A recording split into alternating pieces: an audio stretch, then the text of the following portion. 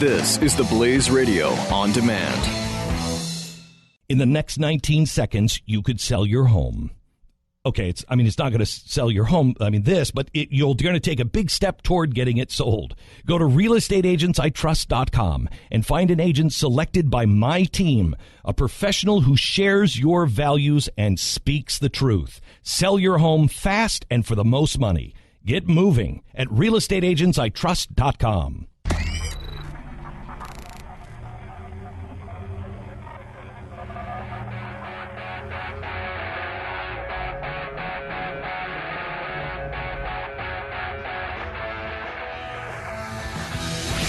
Now, spreading freedom across the nation.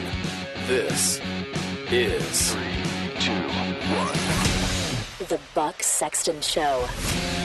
Team Buck, welcome to the Freedom Hut. Great to have you here. Donald Trump, Republican nominee for president, is speaking right now on national security. We're going to take some of it live. Go. They can be replaced by a smaller number of new employees. That's the best way to do it.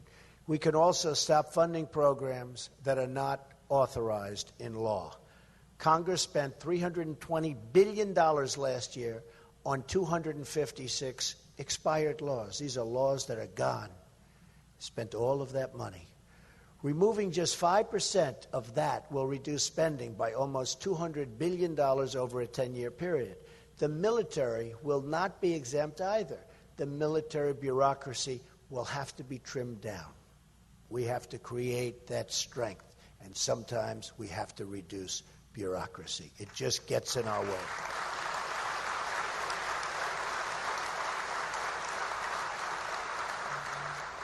Early in my term, I will also be requesting that all NATO nations promptly pay their bills, which many are not now doing.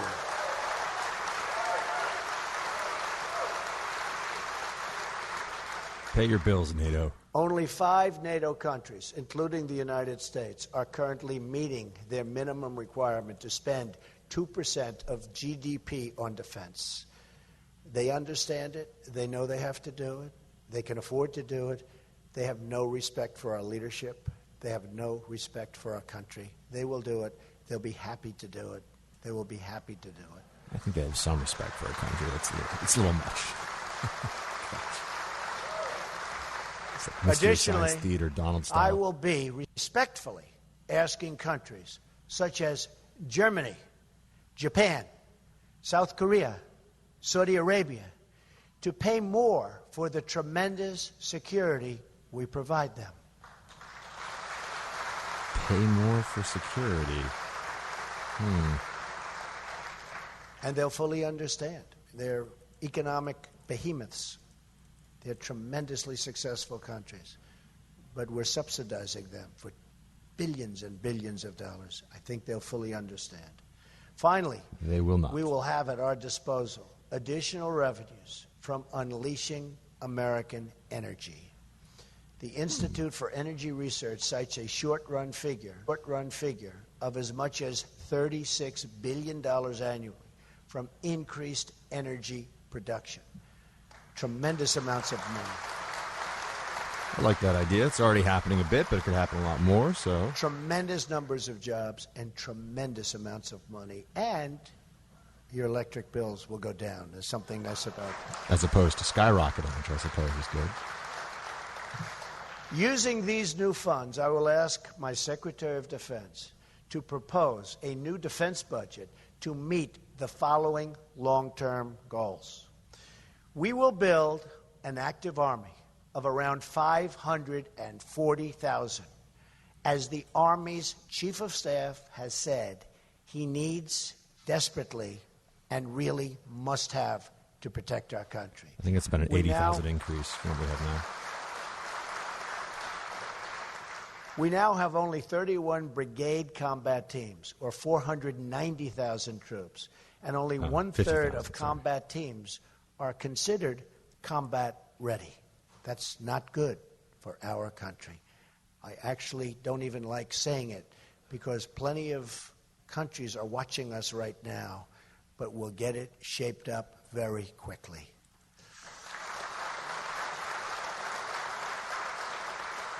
take a while to do We some will of this build stuff. a Marine Corps based on 36 battalions, which the Heritage Foundation notes is the minimum needed to deal with major contingencies. Right now, we only have 23. We will build a Navy of 350 surface ships and submarines as recommended by the bipartisan National Defense Panel. We right now only have 276 ships, and it's not enough. And we will build an Air Force of at least 1,200 fighter aircraft, which the Heritage Foundation again has shown to be needed to execute current missions. Lots of love We for the now Heritage have Foundation in this speech. 113.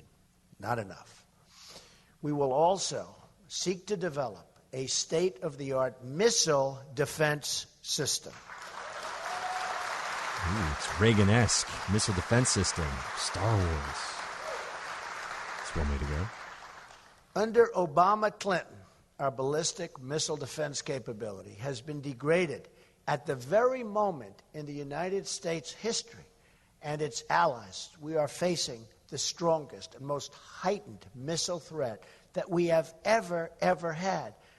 You look at Iran. I think the Soviets were probably a bigger missile threat. But you look at terrorists. We don't even know where to look. We don't know where to look. no, we don't. Believe me, you can look all over. So Look we all are over. going to do that. We need a form of shield. We want to protect our country. S.H.I.E.L.D., like the special superheroes on that show. It's like based on the Avengers. As these potential adversaries grow their missile programs, U.S. military facilities in Asia and the Middle East, as well as our allies, are increasingly in range with the United States homeland, and we are really, absolutely, and potentially being threatened. And within 2 years, we will absolutely have a real threat. They'll be able to reach us so easily the way it's going right now. We propose to rebuild the key tools of missile defense, starting with Navy cruisers that are the foundation of our missile defense capabilities in Europe, Asia, and the Middle East. The Obama-Clinton administration tried repeatedly to remove our cruisers from service, then refused to modernize these very old, aging ships. They're old. They're tired. We will start by modernizing our cruisers to provide the ballistic missile defense capability our nation needs. This will cost around $220 million per modernization as we seek to modernize a significant portion of these 22 ships. It will also mean jobs for our country. Okay? Jobs for our country. All right, jobs are good. We like that. Okay, I think we can. We've sort of gotten the gist of it here. I don't want to. If you want later on, if I miss anything, I'll play the audio for you of what was said. Most of the speech you've already gotten. If you've been listening to Trump talking for a while, you kind of know where he was going. I mean, the things he led off with were how he really manages to tie, or tries to tie at least, both the failures of the Bush administration, the strategic blunders of the Bush administration with rebuilding, with the invasion and rebuilding of Iraq. He ties them to Hillary Clinton because of her vote as a senator for those things. He also moved then into what seems to be the favorite line, and I understand why this is, although there are a lot of people who view this as a sort of, anti-intellectual or not quite as relevant point, that the other side won't say radical Islamic terrorism, that he will say it. And that definitely has resonance, I think, with not just Republicans, but with a lot of independents too, because there's this weird reaction that you always get from the left where they don't want to say it, and you get into this back and forth of it doesn't matter if we say it. That's their claim. And then we say, well, then why not say it? And they go, oh, well, we don't want to offend people. And it's like, well, if that's what the enemy is, if the enemy is Islamic radical terrorists or radical Islamic terrorists, jihadists, why not talk about the enemy openly and honestly? What's with the weird sitting around and and acting like we need to worry about giving offense to. No one's sitting around saying the enemy is Islam. You haven't heard any prominent Republicans say that. They won't say that. They don't say that. People would, of course, now chime in and say, well, Trump said there needs to be a ban on Islamic immigrants in the United States. Well, first of all, that has to do with our immigration system and with security measures that still, even in his worst moments, and look, I didn't think the ban was defensible. I wouldn't defend it on TV. But at least the idea behind that is to stop the few terrorists from infiltrating among the many non-terrorists who are Muslim. It's essentially profiling. It's just profiling. That's all that really was. It was just another version of the discussion about profiling. And so, but Trump is willing to say that the enemy is radical Islam, and the left won't go there for some reason. And people have a very hard time trusting Hillary Clinton and others with national security when the dictates of political correctness seem to be much more important to them than the most sacred obligation a commander-in-chief can really have, which is to defend us, right? Yes, to uphold and defend the Constitution, but we could all stand around reciting the Constitution verbatim if we are in the midst of an invasion or if there are massive terrorist attacks happening in a coordinated fashion in major U.S. cities or a dirty bomb or whatever. We all would recognize pretty quickly that the commander-in-chief's primary obligation or first obligation is to defend us. And that should certainly be a much more important in the mind of a future commander-in-chief than the possibility of some hurt feelings. And you also have to ask the question, why is it that those, you can't hold these views simultaneously. If it's so obvious to a vast majority of Muslims, it's so clear to them that it almost doesn't need to be stated, as well as to a vast majority of Americans, that Islam has nothing to do with terrorism, well, then why is describing Islamic terrorism somehow upsetting to them?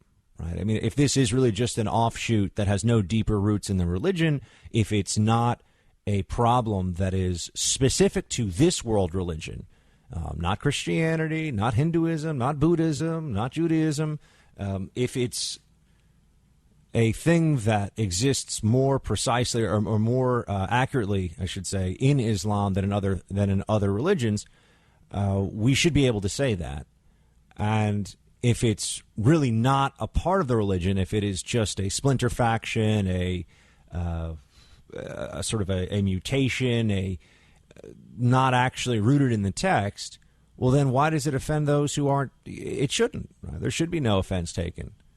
Or rather, there should be no effort to silence. It's even more than just offense, by the way. There are efforts to silence those who would speak about these things.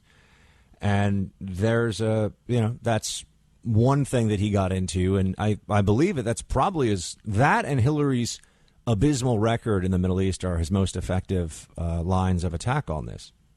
There's a forum tonight, I believe, where Hillary and Trump are both talking about veterans issues.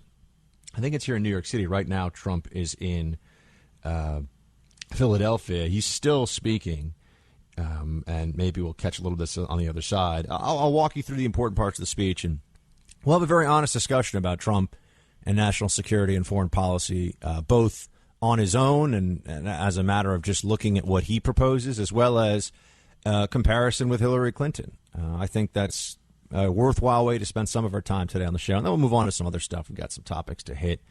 Lots of fun stuff to get to later on.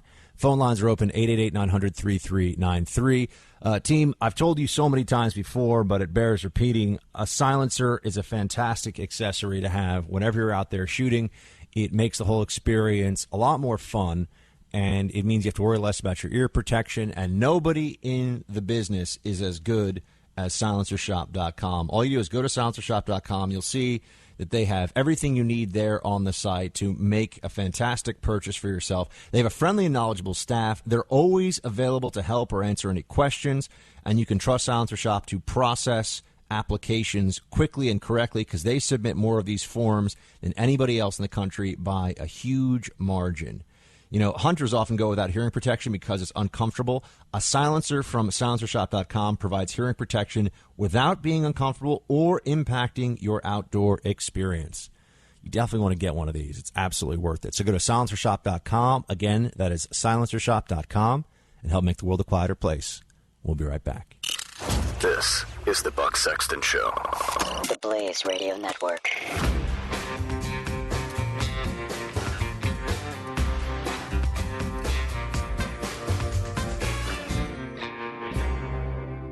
What's up, Team Buck? Have you ever tried a Casper mattress? They are incredible. Casper is an obsessively engineered mattress at an incredibly fair price. It combines springy latex and supportive memory foams to create an award-winning sleep surface with just the right sink and the perfect amount of bounce. Time Magazine named it as one of the best inventions of 2015.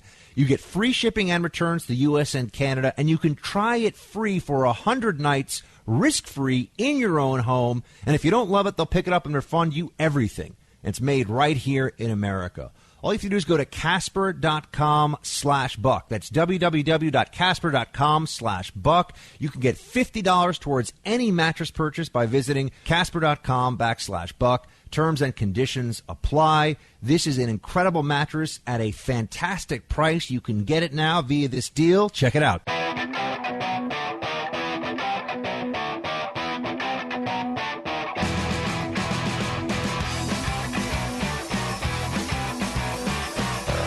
Sexton. So yesterday, 88 generals and admirals, they endorsed Donald Trump, and they said they urged a long overdue course correction in national security policy, and it's called Open Letter for Military Leaders. You can look yourself here on this list. Look, a lot of them are names that I'm going to be honest with you. I'm trying to find a name that I know. Look, I was never military, so unless somebody was at the sort of top military brass level, I might have briefed him at some point. But in terms of the rest of these names, I'm not familiar with them. But there are a lot of major generals, rear admirals, brigadier generals, some lieutenant generals, and I think there's a few 4-stars on here too. So they are all in favor of a Trump presidency. What's interesting as well is despite the overwhelming consensus opinion of the foreign policy intelligentsia, who all seem to believe very strongly that, I shouldn't say all seemed, a majority of whom seem to believe that Hillary is a better choice. I mean, in fact, conservatives, right-wing neocons, who have long been known to be sort of pro-intervention and anti-Democrat squishiness on foreign policy, are among some of the harshest critics of a possible Trump presidency. They just constantly want to denigrate Trump. They hate him. Despite all of that, the military, based on all, I've never seen a poll of the military that did not show more support for Donald Trump than for Hillary Clinton. I've never seen one. And the most recent military poll, I think Drudge, which I now think we can think of as an extension of the Trump campaign, I think that's a pretty fair comment, has Donald Trump leading Hillary by 19 points, 55% to 36% among voters who currently serving or have previously served in the U.S. military. This is according to NBC. I mean, almost a 20% lead among active or former military. That is pretty telling, isn't it? That you have a former Secretary of State running against a businessman who, let's be honest, whatever you think of Trump, most of you are going to say, yeah, because this is the truth, not very knowledgeable about anything having to do with national security matters with the military, with foreign policy, but seems to share the general feeling of a lot of Americans that a lot of the Democrat Party, the American left, refuses to identify the enemy, does not believe in American exceptionalism really, views us as meddling and troublesome and damaging in world affairs, and more or less is constantly trying to pull us down, make the military smaller, and apologize to our enemies, including enemies who just want to annihilate us. Right? Trump seems to share those feelings. Now, that's not the kind of stuff that you're going to see in a foreign policy 101 textbook somewhere.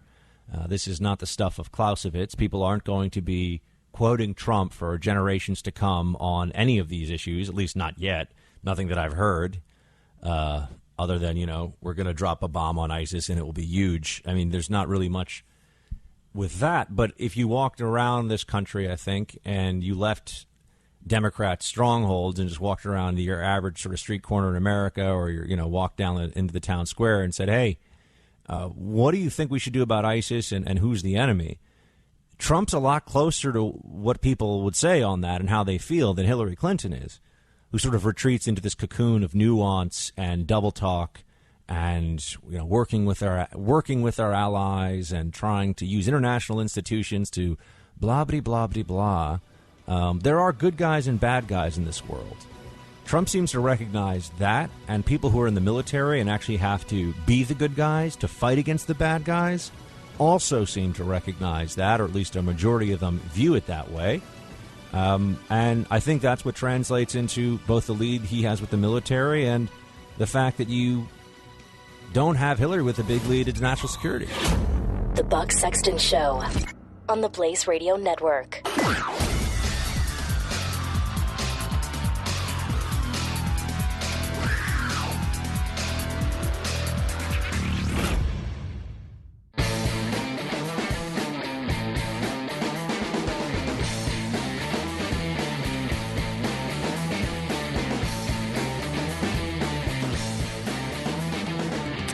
This is the Buck Sexton Show.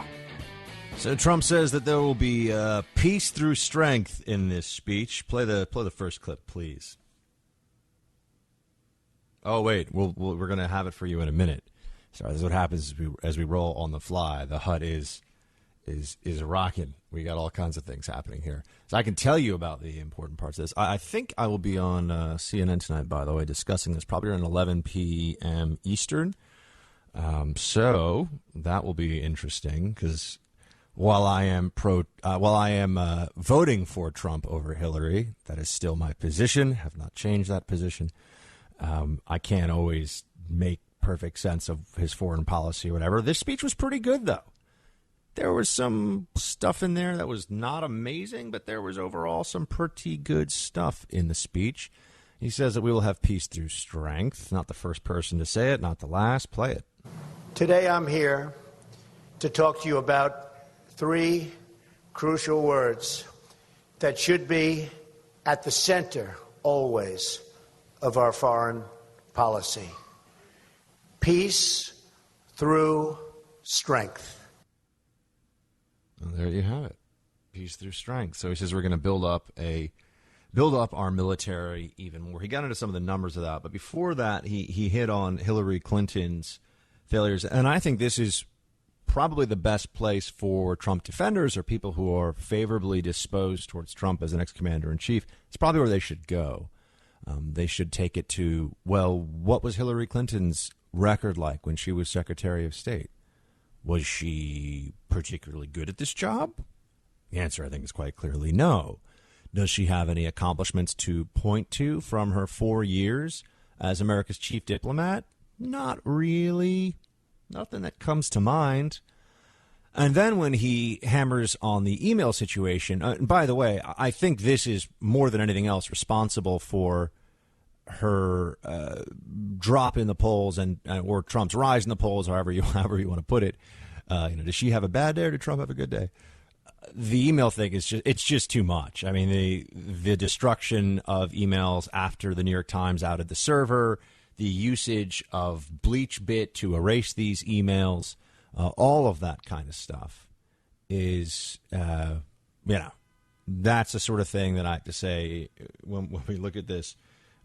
No rational, honest observer could pretend even for a moment that this doesn't just stink. And the FBI's decision, by the way, the FBI's decision to release the notes about the Hillary interview on the Friday before Labor Day weekend. What? Is the FBI now, at least the top, the bureaucracy, the decision makers, is it part of the Clinton campaign? Because that's a campaign move. That is a campaign move. And we'd like to know, well, why is it that was the decision? If you're going to release it for the purposes of transparency, why do it when the least amount of political damage will be done? This is scary stuff, everybody. I mean, never mind that the FBI is not bringing any charges, and understand that during a Clinton administration, you don't want to be on their enemies list. The FBI and the IRS are going to be used as attack dogs, sent after anybody that has really crossed the Clintons or that the Clintons view as a threat to their ambitions of, well, I mean, total domination is going to sound a little much, but you know what I mean. Anyone who gets in their way in a meaningful way will be targeted by the Clintons, by Hillary and Bill, and she'll have the IRS and the FBI, and Comey will already be in her pocket. I mean, they're discussing how they may keep him on as FBI director in the next administration. Well, what are we supposed to make of that exactly? What are we supposed to say about that other than it seems like there was some sort of a deal struck? I don't know. It looks bad to me. That's all I can tell you. And I haven't seen a single. Usually, when that sort of thing happens, you'll read HuffPo, Vox, New York Times, the leftist echo chamber that's out there will come up with some way of trying to make it seem less gross. There's nothing. I've seen nothing. I can't even see an explanation. They're coincidence. That's what this falls into once again. Coincidence. Oh, it's all coincidental. Is it now? Who believes that one? I know you don't, and I don't. I want to know who does. They don't think that that's a little too much for us to take, but I digress. But yeah, once you have the destruction of these emails, and remember, it's not just deleting. Now, this is really trying hard to make sure nobody can get access to it. This is an unsecured email server. What's the big deal? Who cares if anybody gets in there? There are only two things that could have been problem. I mean, if the Russians got access to Hillary's yoga schedule, other than Putin having a few laughs, like, oh, Hillary doing homage to the sun, this is very funny. Other than, see, I know a little bit about yoga. What's up? Savasana. I know some things about yoga. I've taken like 3 yoga classes in my life, and I was begging for mercy the entire time. I am not what you would call flexible. Anyway, but you've got this whole situation unfolding right now where we know that she really wanted to make sure the emails were irretrievable. And I know people kind of get sick of hearing about it, but that's part of the Clinton playbook, right? They drag things out. They lie. They stonewall. They drag it out more. So by the time we get to the truth, it's old news. And on this, by the way, it's so funny. They never have me on, or anyone else for that matter. I don't mean to make this sort of, buck-centric, although I guess this is my show. But they never bring me on CNN and say, that stuff you were saying, I don't know, last January about Hillary's emails? You were totally right. Everything you said was true. Nope, that never happens. Somehow a lot of us knew then what we're finding out is true now. And they want us to believe that there's no problem here. If it was just about yoga schedules, why all of the efforts to erase beyond retrieval? There's only 2 things that could have been problematic on that server. Think about this with your own emails. I mean, do you think that would it be a big problem for you? I'm talking about your personal email, right? Your unclassified. I mean, most of you don't have a security clearance, I assume, but your unclassified email that you use yourself. If some hacker got into you telling calling your wife Pookie Bear or, Schmoopy Poo or something, or, whatever your cute names for each other, Snuggle Bunny, or your husband, Big Bear, whatever you guys call each other. Maybe it'd be like a tiny bit embarrassing, but who cares, right? It's not a matter of national security. Not a big deal. Not a huge thing. Oh, but if you were doing things that could be illegal under corruption laws in your private email, or you knew that in your emails you had things that were classified, then you might want to actually use BleachBit and make sure that it was irretrievable, right? This is all very straightforward. This doesn't require a lot of intellectual gymnastics. It requires focus and an ability to cut through the nonsense and the lies that they offer up on the other side. He also, by the way, hammered on her legacy, Hillary's legacy. It's back now to Trump's speech for a moment. He talked about her legacies in Iraq, Libya, Syria. Libya in particular, I think, is a very poignant example because the administration had the benefit of seeing how difficult the situation was in Iraq and Afghanistan and decided to pull the lid off of Libya anyway and just sort of see what happens and think themselves brilliant in the process. He said that she's unfit to be commander-in-chief, that her conduct is disqualifying. He said her emails could easily have been hacked. These are all things that I think are true, and you really have to think about it this way. I even believe if you had John Kerry running against Trump, John Kerry, who served, and I know there's all the swift boating and the controversy, but he served, and who was still Secretary of State, but it has Secretary of State on his resume running against Trump. I think Trump might still have an edge with active and former military overall, because, look, also they tend to be Republican. I mean, the military is majority Republican, but obviously not entirely, not at all. And you look at what the lineup would be there, or what the sort of side-by-side comparison, the tail of the tape. Isn't that what they call it in boxing, right? What the comparison would be. And I think that John Kerry would have a much easier time, even with the Iran deal and everything else, defending his record, mostly because he hasn't been so foolish as to be running a personal foundation as a vast graft, corruption, and pay-to-play operation while Secretary of State. You know, it does make you wonder. You want to ask some questions like, how taxing can it be to be Secretary of State when Hillary Clinton can also be running this global charity on the side?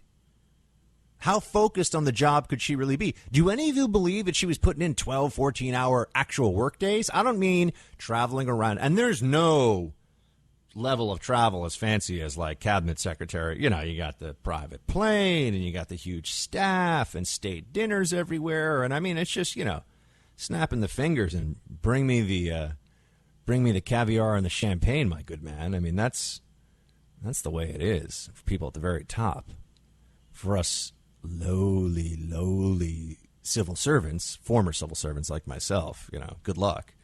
But for people like Hillary, it's not hard to fly around in a giant private jet with a huge staff pampering you and tending to your every need.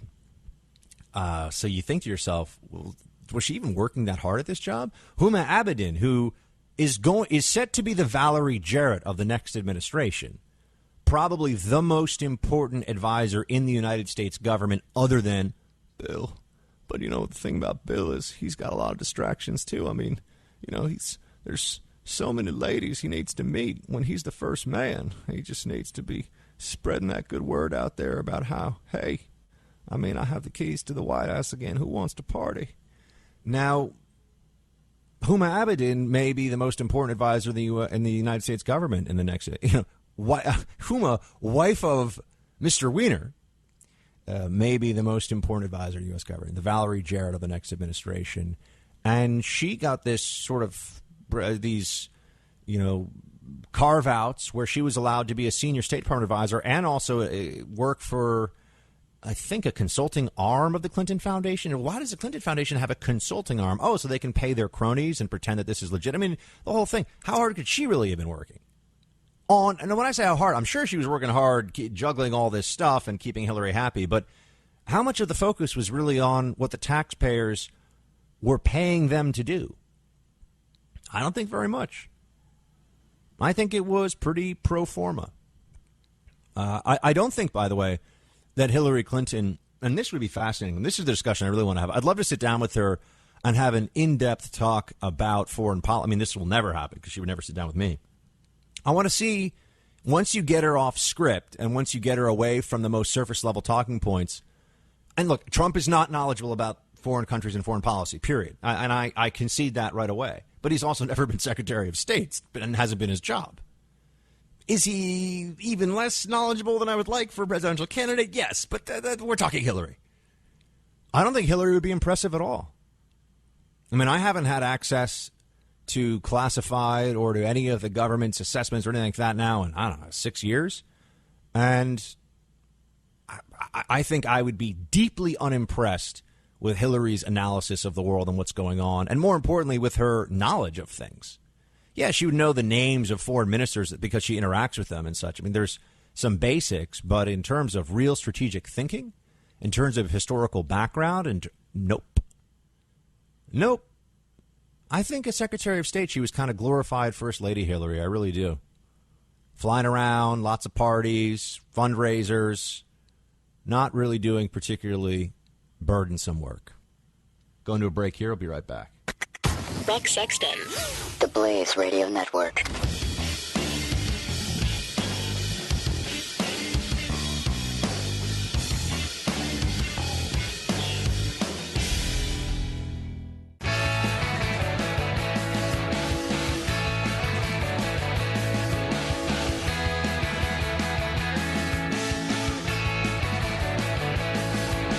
Dispensing the truth. This is Buck Sexton.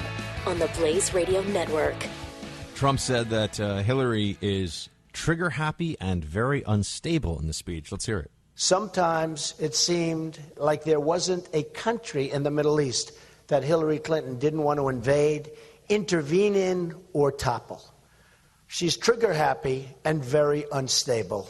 Whether we like it or not, that's what's going on. I don't really understand. You know, Trump sometimes sounds like a non-interventionist, almost tinged with a libertarian streak on foreign policy, sort of let other countries tend more to their own affairs, although I believe that doesn't take into account that when we do less in other countries, there are other countries that do more in those countries, China, Russia, etc. But nonetheless, he makes it sound like, you know, Hillary's this big sort of warmongering neocon. Okay, that's a position he can take, and I think that sticks with regard to Hillary's record. But then he also turns around and says, well, I'm going to destroy ISIS in 30 days. That's going to require military intervention beyond what we already have, right? We all know that. So there's an inconsistency there that I think, I don't know. I don't know how the Trump can. I mean, I guess they're just trying to score points against Hillary, and they're not really. Trump is not known, I think it's fair to say, is not known for his consistency. But that's one part of this that somebody who came up with the speech would have to explain to me just a little bit. I would have to know, so how is it that you are going to hammer the other side for intervention in the Middle East, but also say you're going to destroy ISIS? I think that's just, hey, because I'm keeping it real. Keeping it 100% real. That's what I do here. We'll be talking more about that whole notion of Trump and keeping it real coming up here in the next hour. We've got some fantastic guests who will be joining in the Freedom Hut melee that is currently underway. If you want to call in on the phone line, tell me your thoughts about the Trump speech or anything else that's going on in the world, 888-900-3393. Phone lines are open, team. Second hour is already here. Third hour is going to be here before you know it. So strap in. We got a lot of work to do. See you in a few. The Buck Sexton Show. Only on the Blaze Radio Network.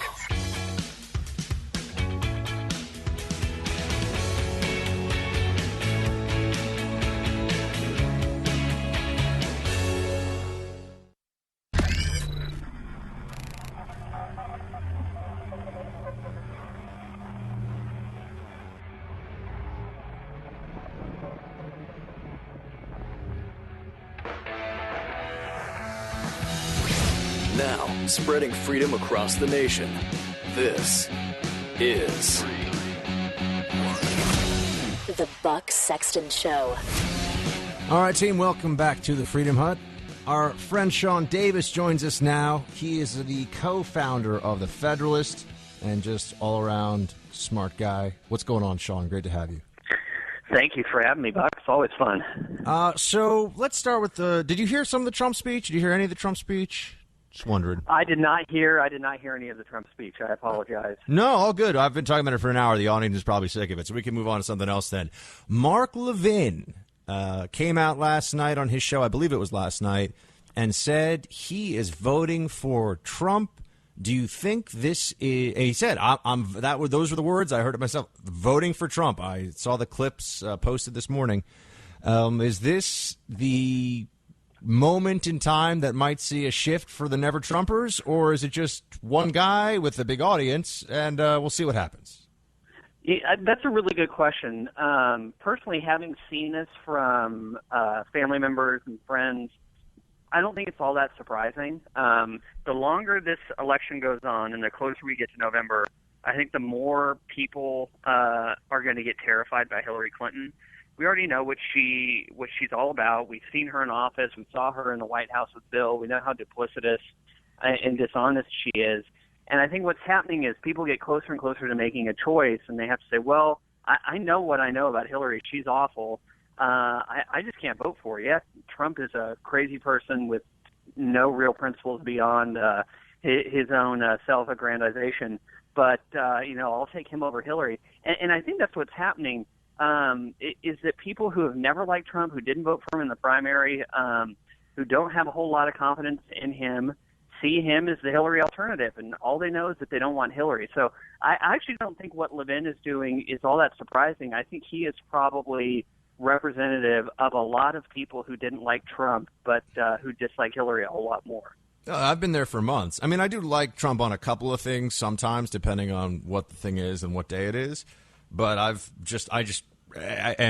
find Hillary so odious and completely unacceptable on every level that first of all, I can't imagine. And there are some conservatives who say they will even go so far as to vote for Hillary, which I actually think has crossed over into some other realm. I mean, even if you think she's or that he's an ignoramus on foreign policy and she would at least be sort of stable on all domestic policy matters, if you're a real conservative, Hillary gives you the certainty of nothing good, and Trump gives you, well, it's not great, but it might be better on some things. Do you think? What do you make of the matchup right now in the polls that shows Trump ahead by a couple of points? Is this just because of the email stuff? And do you think the stuff that's come out is much more damaging than what we already knew? Oh, I don't know. I think everything that comes out about Hillary is more a confirmation of what we already knew. And maybe I'm kind of projecting my own biases on that I've watched Hillary for 20 years. And I don't see how, if you don't already believe that she's a liar, that any one new piece of evidence is going to somehow convince you. I think what's happening is that, Hillary is a terrible candidate. She barely won her own primary against a crazy man from Vermont.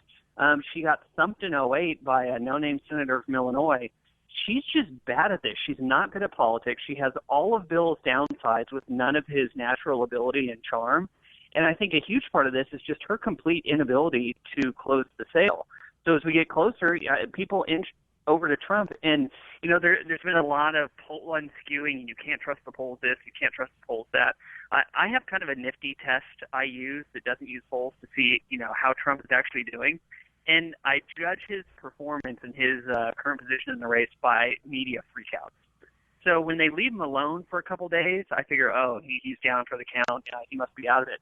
But when they start amping it up and just freaking out over the dumbest little things and trying to pretend that every little thing he says is the beginning of the World War III, I know then that he's probably pretty close. And judging by the freakouts of the last week, I think, this might be an even race.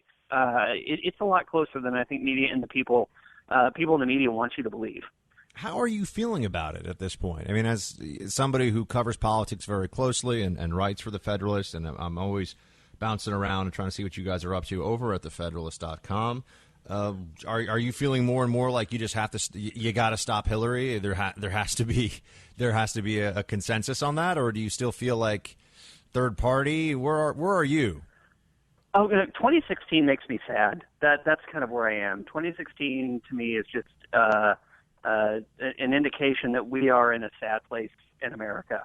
So I'm not a big rah-rah, go team, wave the flag, put on the jersey kind of guy. Like my politicking campaigning days are over. So I don't look at this and say, we have to stop Hillary or we have to elect Trump. I look at it and say, where have we gotten as a country? What have we become that these two bozos are the two people we've nominated to be the most powerful person in the world? Yeah, I would agree. I find it to be the year of the cynics seem to be proven right over and time over and over again. And I watch this and think to myself, well, I guess the down ballot races are going to also start to get more focus. But those people who are trying to push that's really that's an uphill struggle. Everyone really cares about the presidential race first and foremost. It's just going to suck all the oxygen out of the room. And unless there's a close race in your state, So like for me in New York, I'm supposed to focus on down ballot races. Where the Democrats are going to win, right? What am I supposed to do? I think unless you're in a state where there's a close race, you're still going to see all of the focus on Hillary and Trump. And I'm quite honestly, I haven't seen really any wind in the sails of the Evan McMullin campaign as a sort of outsider candidate. I might be wrong on that. Maybe he's gotten on the ballots on a few more states. What are you seeing there? I don't understand what's going on there at all. I find it completely baffling. I mean, I guess more power to the guy for, getting involved instead of just, throwing rocks from the sidelines. But I don't get it. I don't get what the point of it is. He's not going to be president. He knows he's not going to be president. So what's he doing? And by the way, the same goes for Gary Johnson too. That libertarian knucklehead. I mean, what's he doing? Tell me this. What is Gary Johnson's play in all this? He just likes his ideas to be out there and he likes the attention. People ask me, what do you think about Gary Johnson on? And I'm always like, I don't think about Gary Johnson really. I've read a bit about him. I met him. I've talked to him. But it doesn't seem like a serious option, so I don't spend much time on it. Am I missing something? And I ask you that in all honesty. Like, is there something really worthwhile about the candidacy that we should spend some time talking about? No. So Gary Johnson's such a weird dude. He was an incredibly popular, effective Republican governor in New Mexico for, I think, 2 terms. And then something towards the end of his last term, I don't know what happened. The poor guy's brain broke. He bailed on his wife out of nowhere, shacked up with someone, suddenly got real invested in weed and just wanted to do triathlons and climb mountains all the time. So the guy who's running for president today is a libertarian, is not the guy who was a really good governor in New Mexico a while ago. He's like this weird D.C. libertine guy who just wants, sexual nihilism and free legal drugs, and beyond that, whatever. So, I think you're selling a lot of the audience on Gary Johnson. Sexual nihilism and lots of drugs. People are like, I might have to take a look at this libertarian ticket all of a sudden. But I know what you mean. He's like trying to drive away everyone on the right who might want to vote for him. He goes out and says religious liberty as a category is a black hole. He said, we probably should force Jews to bake Nazi cakes.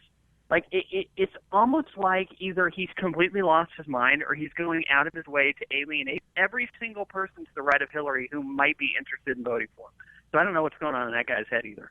And the other argument that I know comes up a lot, and I think that one of the reasons I want to talk about this today is because with Levin now saying, look, I'm not saying I like it and I take no responsibility for it, but I'm voting for Trump. Some of us have been there for months now and have recognized this reality for quite a while. I'm just saying, but I'm happy that I'm sort of not alone on that side of the ledger. Not that I was alone ever, but you know what I mean. I'm happy we have another one sort of joining in the I'll hold my nose and I'll do it because I am living in the reality of the system that we have. This idea that being in opposition to Hillary would be better and would conserve the conservative movement, such as it is. I feel like that ignores 8 years of what we've seen with Obamaism, where there really hasn't been a very successful defense of a whole lot. I mean, $20 trillion debt.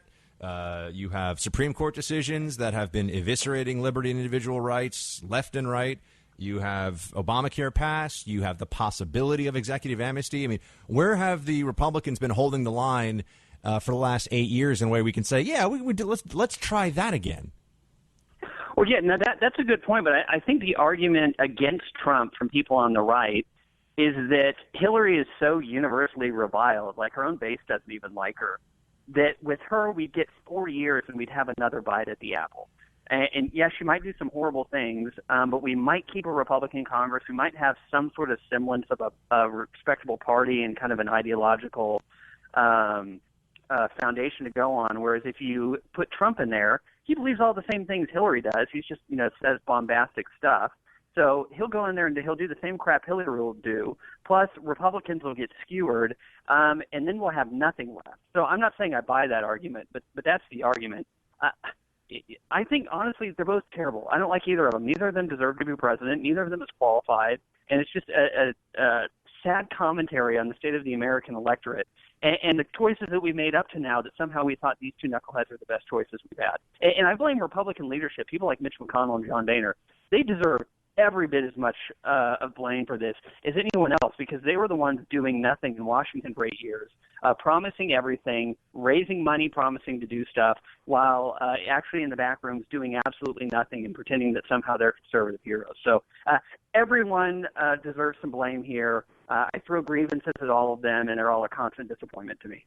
So fair to say, 2016 election, in Sean Davis's view, giant goat turd buffet. And we lost Harambe. Oh, wait, what happened with Harambe? Oh, no, I know. I'm sorry. I know he got shot, but are you referring – because now apparently you're not allowed to speak about Harambe anymore. Oh, no. Nobody will tell me I can't speak about Harambe anymore. But I mean, on colleges, they're now saying that Harambe jokes are a microaggression. That was a story that just broke in the last couple of days, I think. Well, that's weird because in my safe space, I actually need Harambe memes and jokes. Oh, gosh. Oh, Sean Davis. Will you let me know when you decide to go on campus and just troll a few hundred students at once? Because I'm going to be standing in the background cheering you on, all right? I want to be there. My family has told me I'm not allowed to do that because I'll get in too much trouble. Yeah, people will actually probably throw things at you, but I'd catch your back, Sean. Don't worry. I've got some ninja moves. Sean Davis is the co-founder of The Federalist. Read his latest there. Also, at Sean MDAV on Twitter. Well worth the follow. Sean, always appreciate you making some time for us, buddy. Talk to you soon. Always fun. Thank you, Buck. Team, we've got more. Stay with me. This is the Buck Sexton Show on the Blaze Radio Network.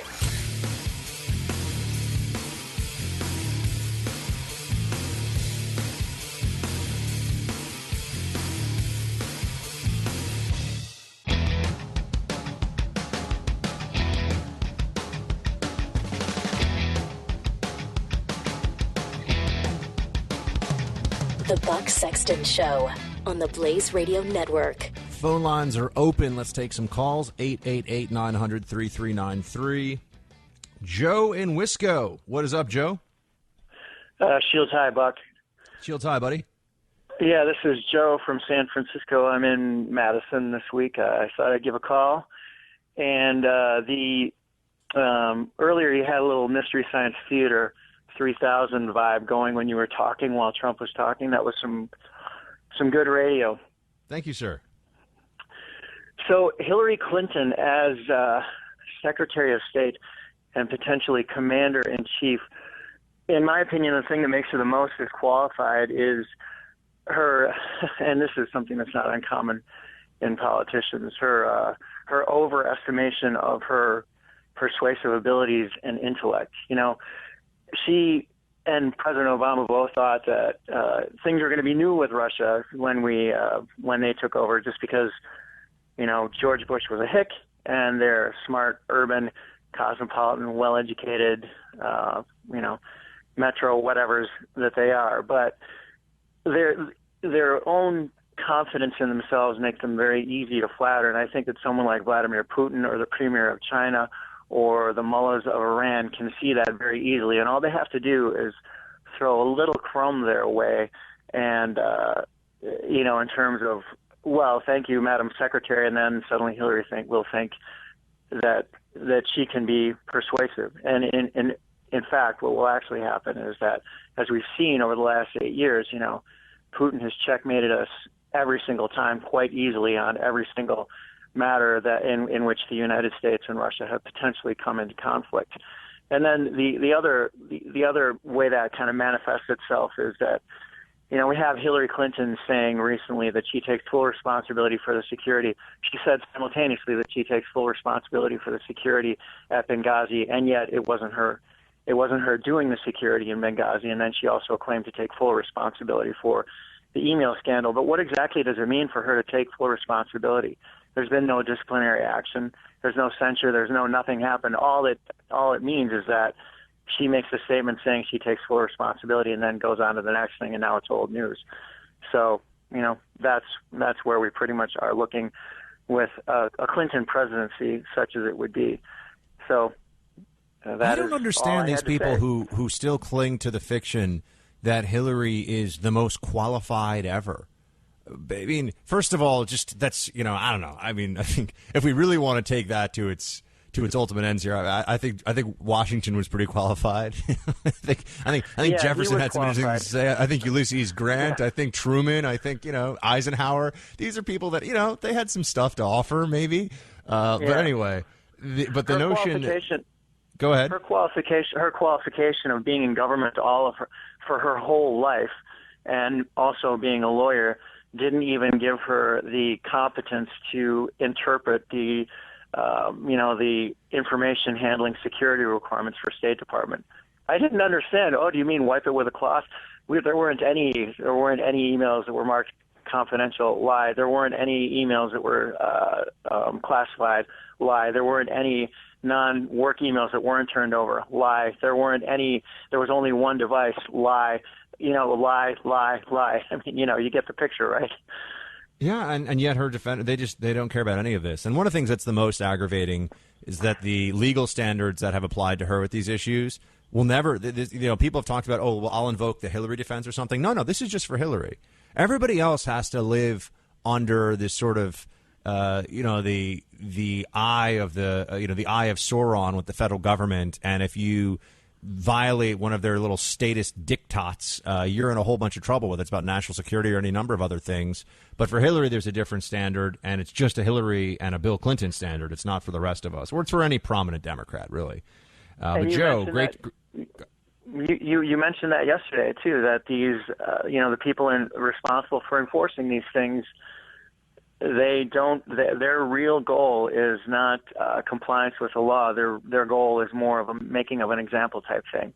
So for you and I, yes, they are eager to make an example. For the Clintons, they are eager to secure their futures in the bureaucracy. The absence, with the federal government and with federal prosecutors in the Department of Justice, the absence of mercy, even when called for, falls under deterrence prosecution, which is kind of, we have to break one egg to make an example for all the rest because we can't, enforce it that much. And for Hillary Clinton, it's the no. I mean, let's be reasonable. Let's be reasonable. Well, only Hillary gets the reasonable standard, or even unreasonable in the sense that she did egregious things and she knowingly did them. She did them repeatedly, and there was really no gray area in some of what she did. But anyway, Joe, great to talk to you. Joe from San Francisco, currently in Wisco. I'm busting rhymes. Buck Sexton, busting rhymes. Yeah, because I've got mad flow, and I know where I'm going to go into a break, because that's how I'm going to make the next segment. This is really not good, and I'm going to regret my freestyling on air in a matter of seconds, I think. That's as far as I could go with that. I could probably, forget that. If somebody busted out some beats for me, I could bust a funky rhyme. You guys don't even know how much flavor I've got. The moves... People like breakdancing on the street. They see what Buck can do. Let me tell you, I got crazy funk in the Freedom Hut. All right, team. We'll be back in a few. The Buck Sexton Show on the Blaze Radio Network.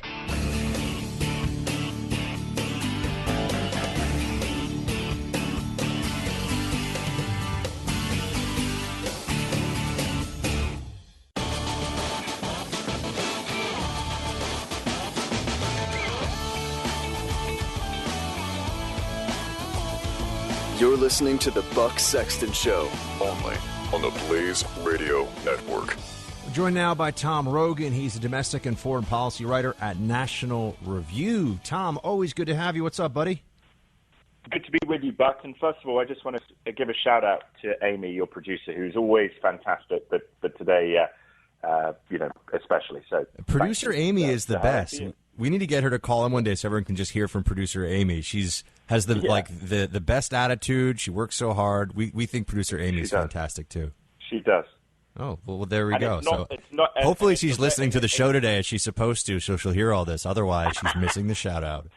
Well, sometimes producers aren't like it. Anyway, moving on. No, I hear you. Well, and I'm glad we should give a shout out. And also, my man, but people know John. Someone was like, John? So, man, John rocking the board today. John, Ty, Cal, the whole squad making the Freedom Hut hum, making it tick with the precision of a Swiss watch, except for my end of it, which is always a constant who knows what. All right, Tom, let's get into some substance. First of all, did you hear the Trump speech?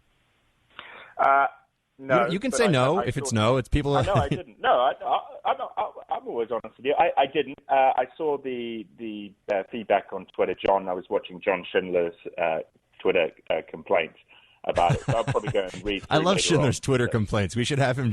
We should just do a segment, Schindler's Twitter complaints. It'd be fun. The best thing with him.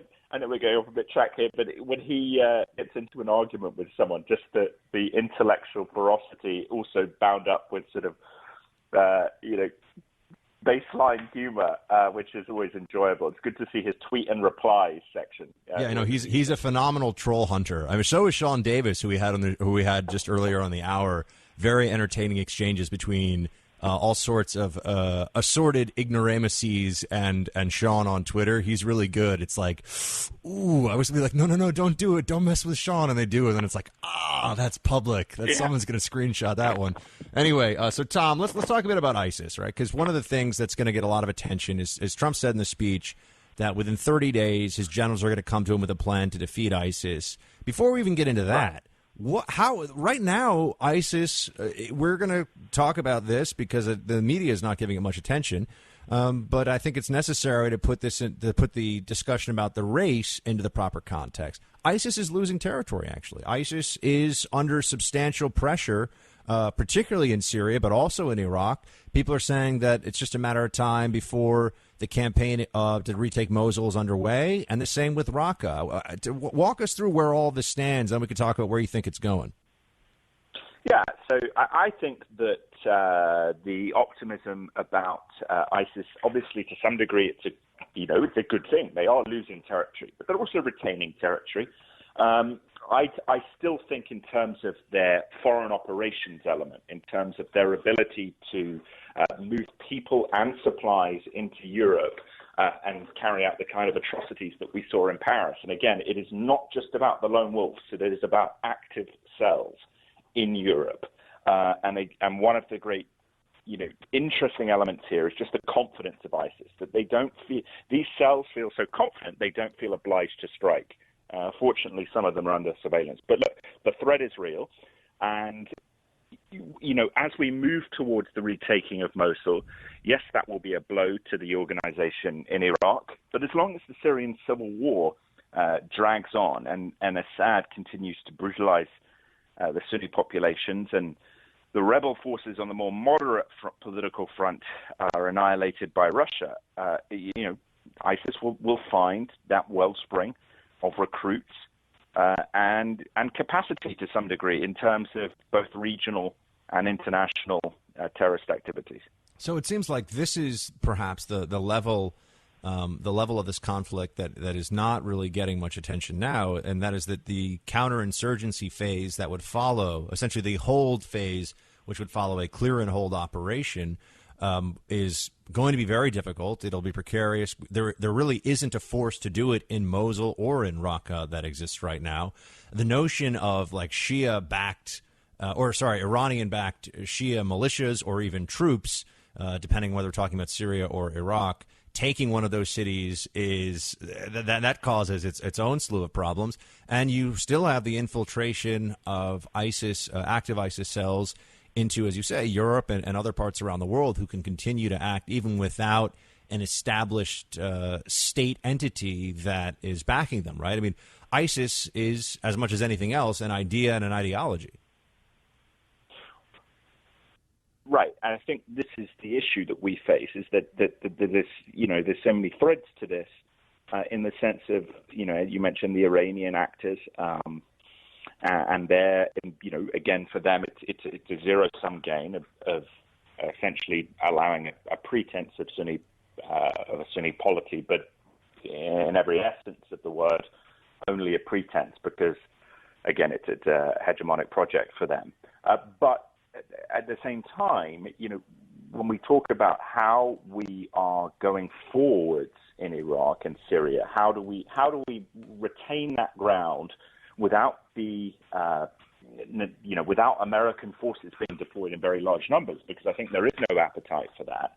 One of the key things we could do is essentially have power brokers in terms of the Anbari tribes to a degree, that we are empowering certain tribal sheikhs with money, with arms, and then again, essentially warlording, that you have a basic, very zero-sum game of the, as with the elements of the Northern Alliance in Afghanistan, where you're not looking, all you're looking for instead of Jeffersonian democracy is a modicum of stability and a push out of the Salafi jihadists. And in that sense, you accept the suck in a way. That is what I think we should be focusing on. But very clearly, the Obama administration is just looking at Mosul, retaking that before they leave office as some kind of marquee project, and then everything else will be left to the next president. Now, if you were going to take the most charitable or the most sort of benefit of the doubt view possible of what Trump would do against ISIS that is different starting in January of 2017 from what current administration policy would be, right? Let's assume for a second that it's not a head fake and that he's serious about taking on ISIS. What would that be? I mean, this is a question that I have. What it would be. More airstrikes, more support, more military support to the Kurds? What do you think Trump could or would do differently than what the administration is doing currently to fight ISIS? Again, assuming that he's going to be serious about this. Sure. Assuming, he was serious about listening to what, the commanders came to him with, I would expect, that you would probably have primacy. Well, you obviously have primacy from CENTCOM, from Votel, who's former commander of JSOC, that element, or at least SOCOM, what they would probably suggest doing is that you would have a ramp-up of special operations. For example, you might put a couple of Ranger battalions in doing raiding operations, creating attrition along the ISIS supply lines through Al-Qaim, the border crossing, Iraq, Syria, hitting them on the highways with that tangible face-to-face force, taking more capture operations, sort of escalating from the current position we're in. I also think they would say, look, challenge Iran in terms of very openly and aggressively providing a counterbalance with the Sunni tribes to create that kind of new awakening. And again, buy them off if necessary. So CIA has a significant role here. But essentially expediting and increasing. And then I think that the broader point you would see is a much more aggressive campaign around wherever ISIS pops its head up around the world with an affiliate, that becomes a death warrant, so that you degrade the brand. So I think it would just be a sort of a greater sense of urgency and a greater allocation, yes, of some ground forces, yes, a willingness to take American casualties, because that's ultimately, you have to be honest about that. But again, trying to build up, to play the power politics games of the Middle East in a way that learns from the 2003 Iraq War, but also learns from the Obama administration's utter stupidity in ceding everything to the fanatics in the name of ceding everything to some pie in the sky notion of, that things will just work themselves out. I mean, I think part of the problem is also, let's say that they are successful in that U.S.-backed, I don't know, let's pretend the Kurds for a second. The Kurds take Raqqa.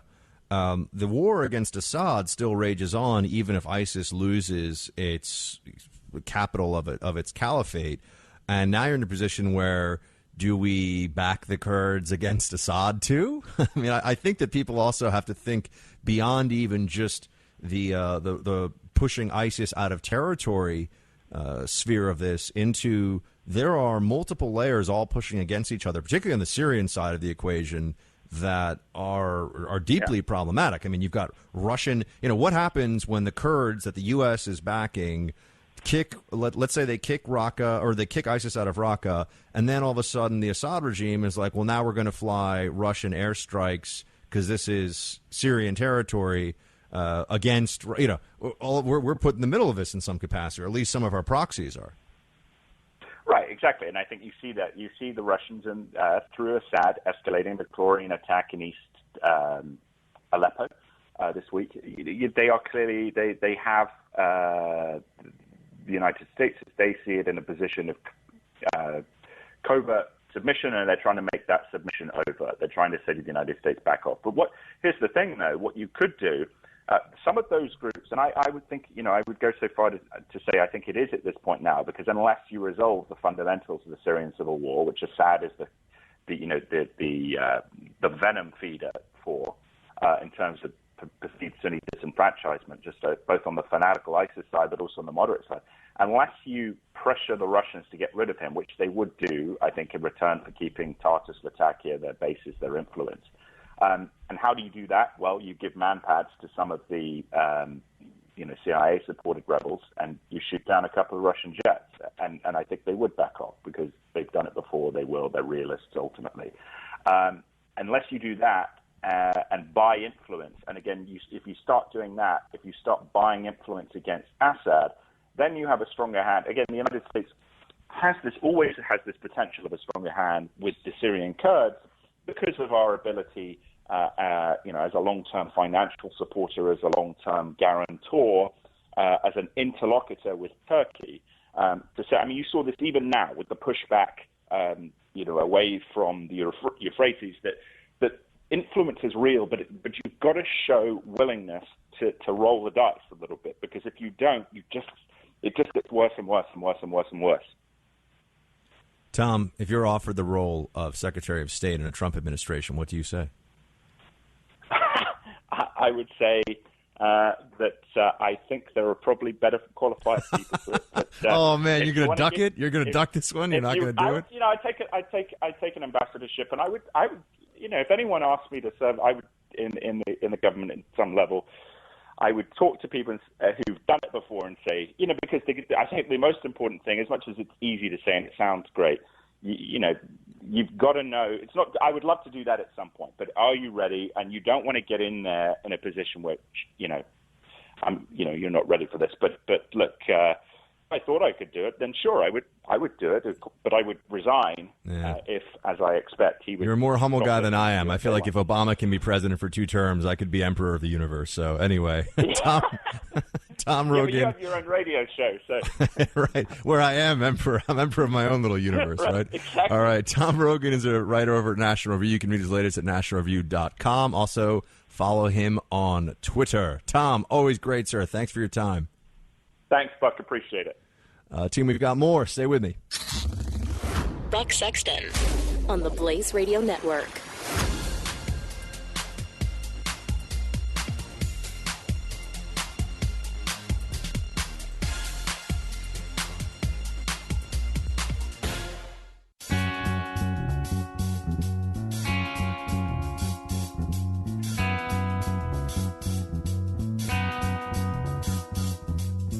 The Buck Sexton Show.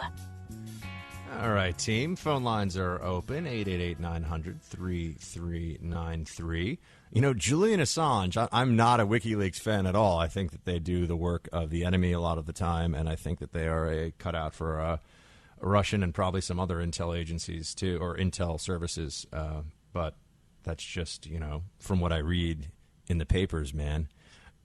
Julian Assange says that Clinton is lying, though. And on this, I have to agree with him. Play clip 2. Hillary Clinton says that she can't remember what a C in brackets stands for. Everyone in positions of government and in WikiLeaks knows it stands for classified confidential. And in fact, we have already released thousands of cables by Hillary Clinton. Here she is, Clinton. See, that's her signature, Clinton, with the C in bracket right there. Thousands of examples where she herself has used this C in brackets and signed it off, and more than 22,000 times that she has received cables from others with this C in brackets. So it's absolutely incredible for Clinton to lie. She is lying about not knowing what that is. He is correct. She is lying. She's lying to the FBI. She's lying to the FBI, which for you, by the way, can get you 5 years in federal prison. For Hillary Clinton, of course, it's fine. Of course she's lying. And they can prove she's lying if they wanted to, but they don't want to. Nobody wants to touch this whole situation who is in a position of authority to do anything about it. Hillary's above the law. It's very disconcerting. It's disgraceful. And quite honestly, it's depressing on top of all of that as well. Hillary is... I don't know what could happen at this point that would bring about legal action against her. You know what Trump said about how his supporters, how he could go out on the street and he could commit a homicide and they would still support him? Hillary supporters, in terms of their fervor for her, are really no different. There's nothing she can do that would stop them from supporting her at this point. Third hour coming up. You're listening to Buck Sexton on the Blaze Radio Network.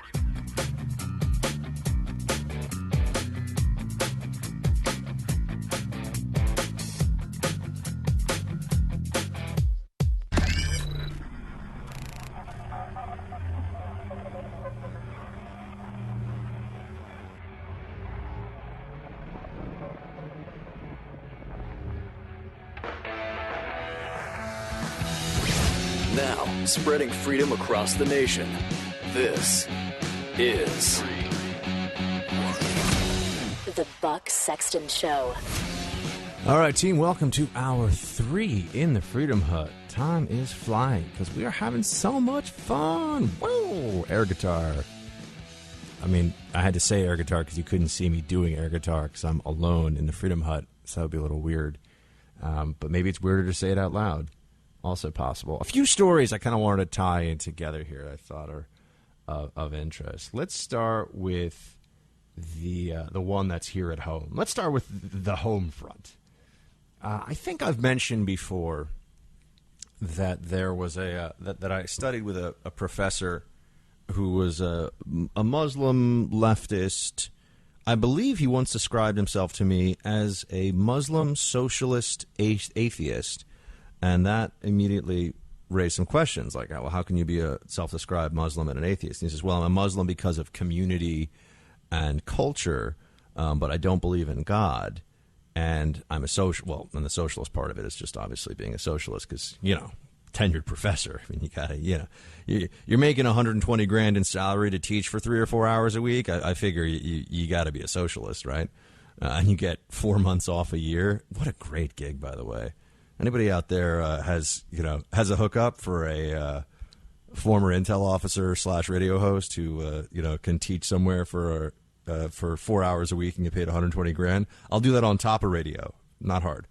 Okay, so anyway, I took a bunch of his classes. He's a very interesting guy. We just didn't agree on a whole lot of stuff, and actually a relatively fun guy to talk to about these things, even though I think he was wrong on it all.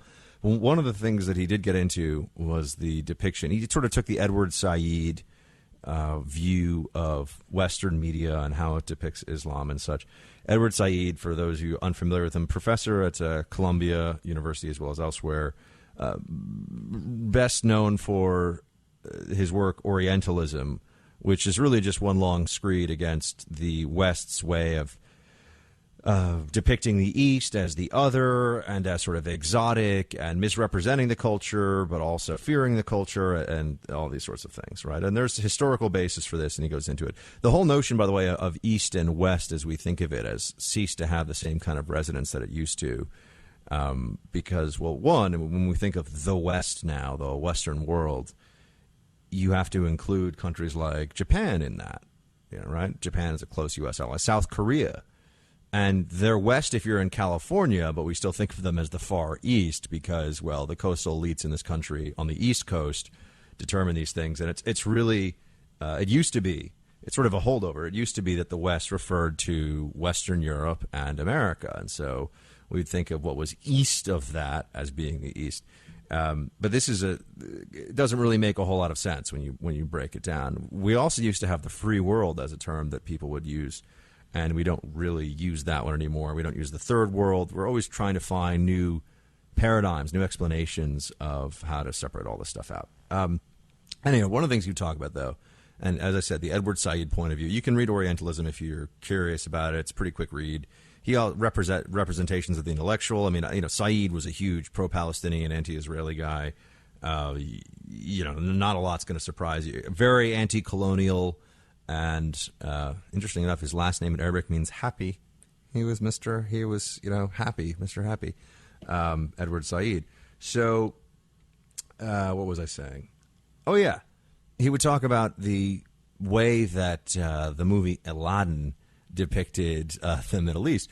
If you go back to the origins of the story, and you go back to sort of the Arabian Nights fables, and you see that the city that Aladdin, the Disney version, takes place in is Agrabah, which is nothing. It's a made-up term. And in reality, it's supposed to be, the city of Aladdin is supposed to be Baghdad. But Aladdin came out in the early 90s. It actually came out in 1992. And so we had bombed this place known as Baghdad pretty heavily, and had invaded the country of Iraq, of which Baghdad is the capital. So they were like, let's make it Agrabah, which is, a thing that they decided to do.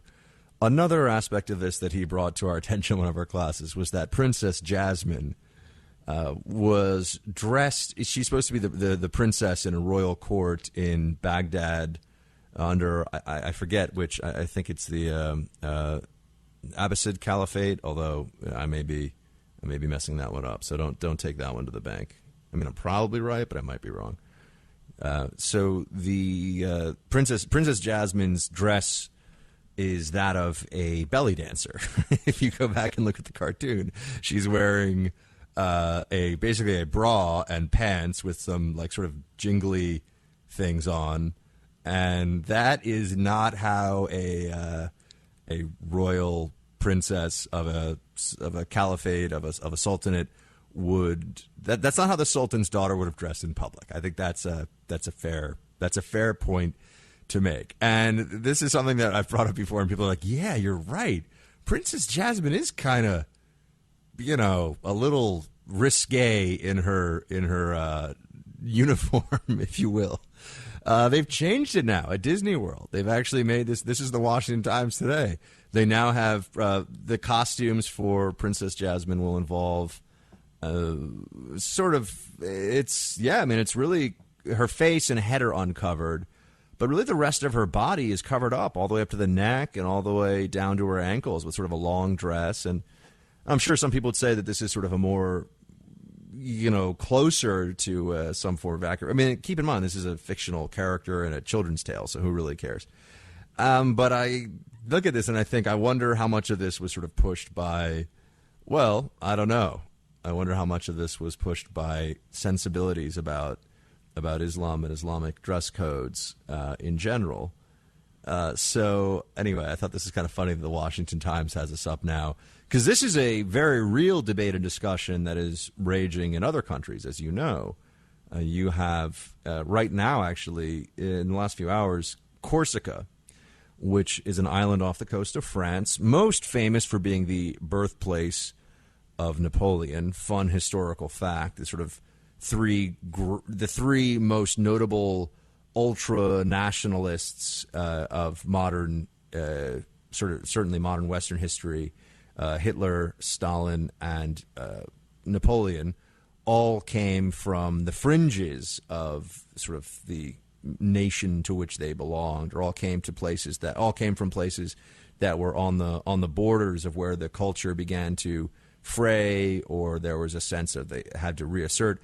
And Stalin was Georgian, not Russian. Hitler, of course, was Austrian, not German. And Napoleon was Corsican, not born on mainland France. So anyway, Corsica is Napoleon's little chill spot, and apparently a nice place to go in the summer for vacation and such. I've never been there. But in Corsica, they have upheld a court has upheld a burkini ban. Now, this comes after, I think it was Nice had the burkini ban overturned, and this is quite a debate that is going on between sort of freedom and free expression and the clash of cultures that is currently underway in these places.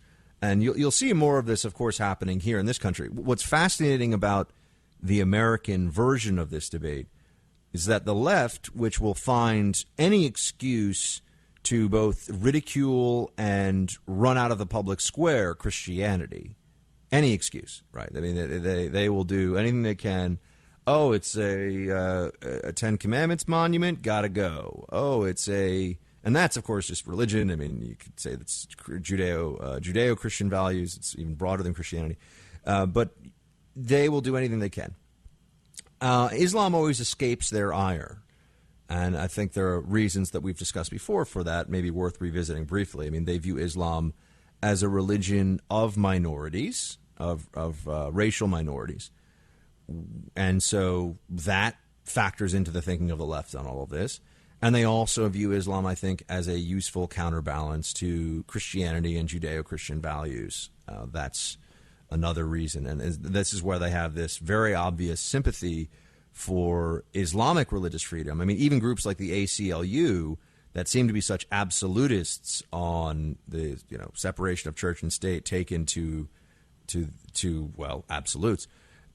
When it comes to Islam, I mean, you don't see people walking in, although I do know there are some conservatives that tried this. I think Steve Crowder did it, and some others were pointing out that you don't see gay rights activists walking into Muslim-owned stores, bake shops, whatever, and saying, hey, we want you to make a gay wedding cake, because that would be going after what they view as sort of more their side, right? That the progressive left views Islam as a religion that is more on their side because of really the racial undertones to it, the non-Christian, non-Jewish background to all of it. And this is all true despite the fact that Islam is the most regressive of the world religions right now. I mean, that's just a fact. I mean, people debate that, and I know people get upset about that, but it is the most regressive. That doesn't mean that everyone who is Muslim is regressive at all. It just means that taken in its totality and the way that it is practiced in dozens of countries by over 1 billion people, you just look at, I don't know, any measurable index that you want of freedom, of the treatment of women, of the treatment of religious minorities, and Islam has some explaining to do. And it, of course, is also the only religion in the world where when you start to talk about this, you have to wonder, you have the very real, the very credible threat of violence from your discussion and debate. So anyway, the burkini fight, this is sort of interesting. It ties into my beer and bikini test, right? In a sense, because Italy is a place where you can wear a bikini and you can certainly drink a beer. Same thing in France. Corsica's is Corsica? Yeah, no, Corsica is a French territory. Same thing there, but now they're not just saying that you can; they're extending it to you must you must wear a bikini, or not a bikini necessarily. You must wear though. Western style bathing suit if you're a woman, which can include a one piece. That's fine too. This goes beyond what I've talked about in the past, and it's clearly reactionary in its scope. I mean, this is a people saying that, you know what, if you can tell people in the Muslim world that they have to wear these what I would view as sort of stifling and inherently extreme forms of modesty for women. And look, there's always a line on this, right? People say, well, Buck, can women walk around totally naked? Is that okay? Well, I mean, that's a whole separate discussion. And you know that, yeah, I mean, that's a whole separate talk about what I do and don't approve of and everything else. But in terms of dress codes, we're focused on dress codes here, everybody. Dress codes. If they can enforce these with such zeal in Muslim countries, why can't European countries also then come along and say, well, if you can mandate more in the Muslim world, why can't we mandate less? And this, of course, this does run afoul of ideas of sort of freedom, in the sense that you are not free to choose your preferred bathing attire in some of these towns in France. And it is reactionary, again, in the sense that people are upset after the horrific attack in Nice. Remember that, by the way, afterwards people were, oh, well, maybe is he Muslim? Is he not Muslim? Maybe he's not a terrorist. Maybe we go through all of that every time. And then when it turns out that it's exactly what we thought it was, it's exactly the kind of individual we thought would be responsible for it. He fits many of the data points. He sort of fills out the profile that we would expect of somebody who would engage in this kind of an attack. And then it just sort of floats away. So while this is happening and everyone's focused on it, it's hold on, let's not jump to any conclusions. And then when we can reach conclusions based on the evidence at hand, media has moved on to something else. There's something that they think deserves more of their attention, or they just don't want to pay attention to this. I haven't even gotten into the Italian cultural fight that's happening right now as well. But anyway, burkinis, Aladdin, Princess Jasmine. This is what we talk about on Wednesdays in the Freedom Hut. We've got more coming. Stay with me. You're listening to the Buck Sexton Show on the Blaze Radio Network.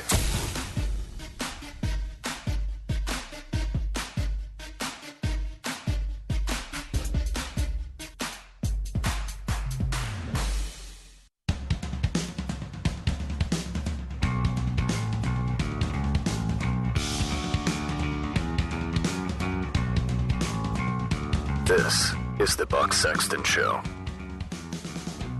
So apparently, I'm seeing now there's actually some disagreement here on.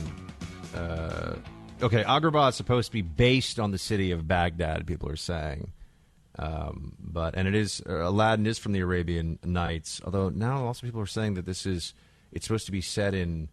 Hold on, this is what happens when you start doing some internet. I'm gonna have to reach out to the professor and be like, yo, dude, I think some of your stuff is not necessarily. It's a little, I actually have Arabian Nights. I have the book here in translation.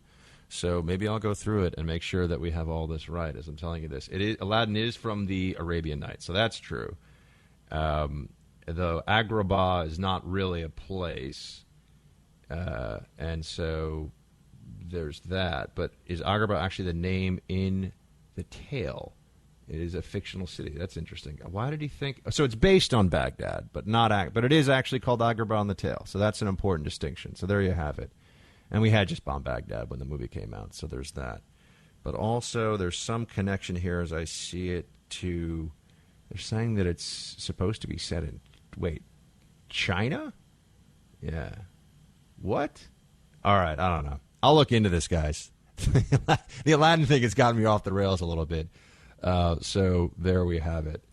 Agrabah is a magical place that's supposed to be Baghdad, but was called Agrabah. Was not actually. They didn't just change the name.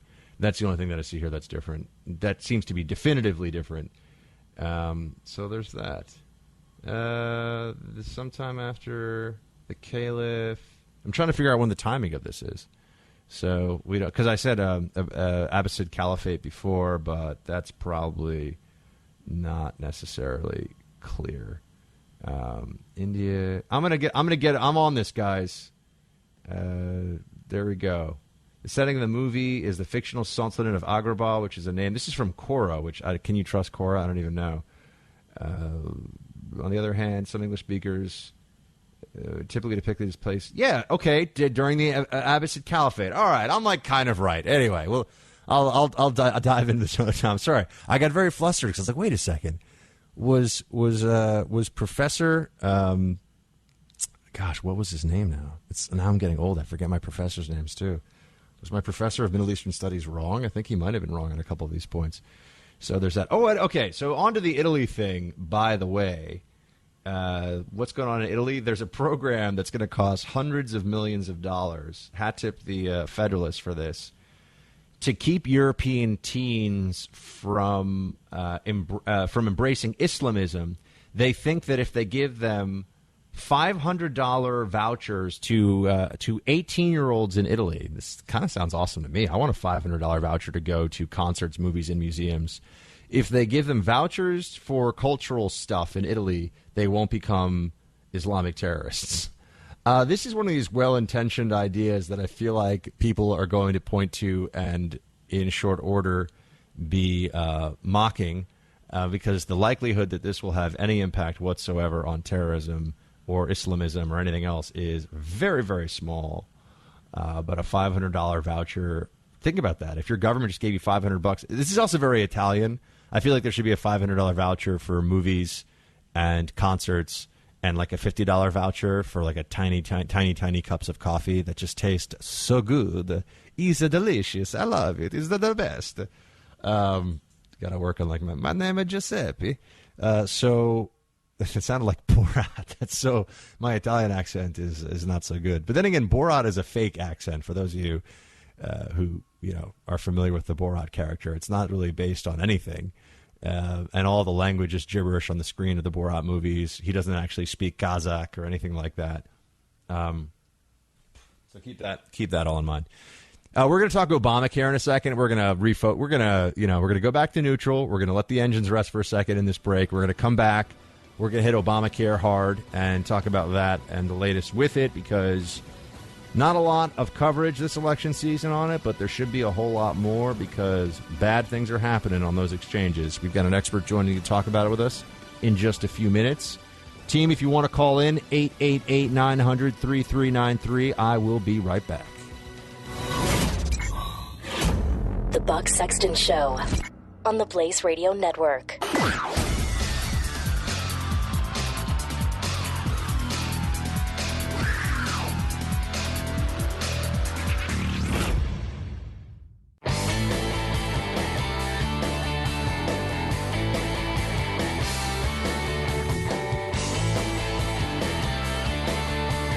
You're listening to the Buck Sexton Show. All right, team, we're joined now by Avik Roy. He is a Forbes opinion editor and healthcare expert. Avik, always good to have you on. Thanks for calling us. Hey, dude, how are you? I'm all right, man. Good to talk to you. It's been a while. So, Same, yeah. Not a lot of attention. I remember in 2012, a lot of Obamacare talk. Here we are 4 years hence. Not a lot of Obamacare talk in this election. A lot of stuff about tweets, a lot of stuff about Hillary's emails. Obamacare is not doing so well. Can you just sort of assume that people listening haven't read or heard anything about Obamacare in like a few months? What's going on right now? Where are we with this thing? Well, let me put it very simply.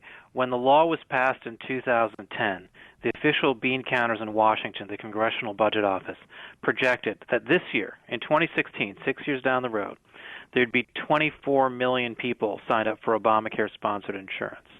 The real total on the exchanges is about 12 million. So it's about, but depending on which estimate you use, about 9 to 13 million short of what it was supposed to enroll.